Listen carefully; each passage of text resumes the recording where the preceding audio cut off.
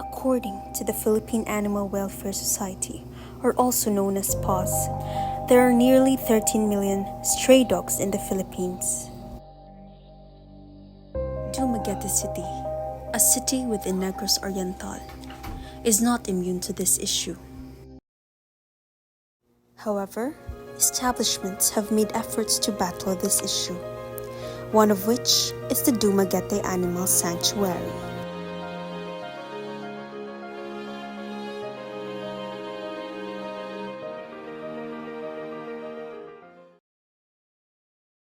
Ang Dumaguete Animal Sanctuary is usa ni siya ka charitable organization nga naga-help siya sa mga gipang mistreat gani nga like mga abuser nga mga owners or like cats and dogs, not cats and dogs but most animals nga pwede na mo matabangan as long as narami enough nga funds po nga maka-help po.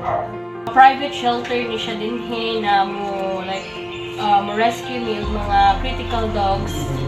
And then, i-treat ang dogs and then after for adoptions. Good siya nga amo pong makuha nga cats or dogs gani nga among gina-rescue. So, dili may makahatag og pila pero dili ko na mo makount sa among fingers ang ma-rescue gyud na mo in a month. Services nga among i-provide diri ma'am kay kuan spay neuter if nani kuan usually among doctor mga diri is volunteer lang man good. So depende ra pod sa among board if kuan nagkuan pod ni og like local spay neuter dayon kuan treat sa mga dogs ganyan na.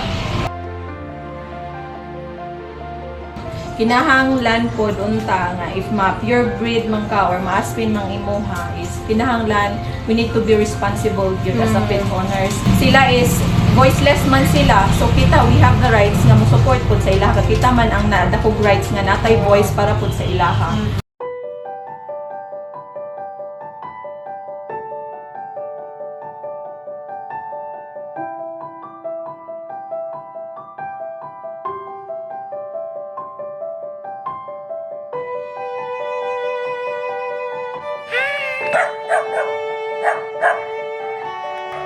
Okay, bye.